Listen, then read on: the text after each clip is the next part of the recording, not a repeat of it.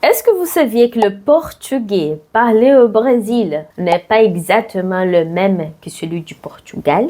Et est-ce que vous savez le pourquoi? Aujourd'hui, je vais vous raconter une histoire fascinante. L'histoire, c'est de comment le portugais est arrivé au Brésil et surtout comment il a changé. Et pour rendre tout ça encore plus intéressant, on va écouter la même histoire racontée en portugais, bien sûr, à 3 niveaux de difficulté. Niveau A1, B1 et C1. Le but, c'est vous aider à mesurer vos progrès et entraîner votre oreille.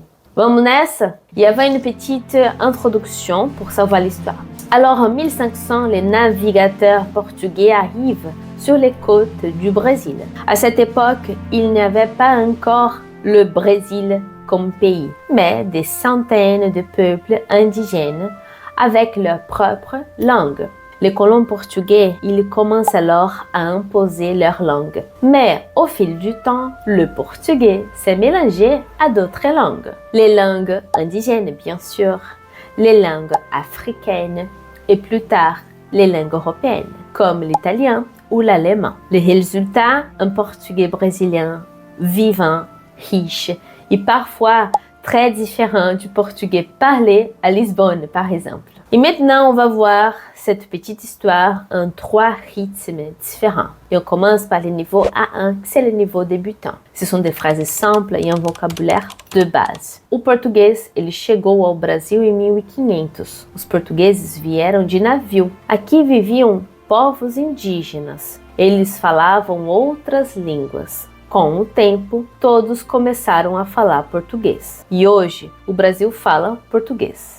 À ce niveau, le portugais est très simple. Vous avez sûrement compris des mots comme Brasil, português ou línguas.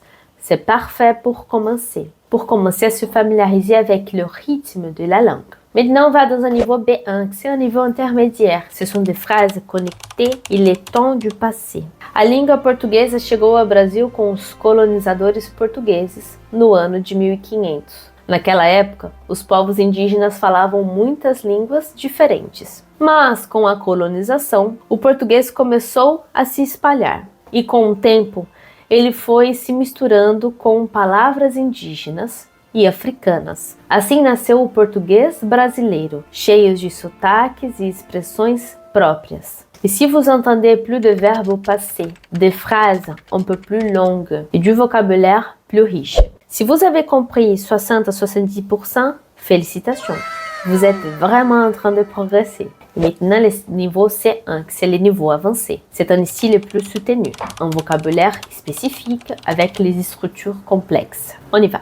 Quando os portugueses chegaram ao território que hoje conhecem como Brasil, eles trouxeram consigo não apenas a religião e os costumes europeus, mas também a língua portuguesa. No entanto, esse português europeu, ele passou por profundas transformações. Ao entrar em contato com centenas de línguas indígenas, línguas africanas, trazidas com a escravidão, e mais tarde com línguas de imigrantes europeus, a língua se adaptou, a língua se reinventou.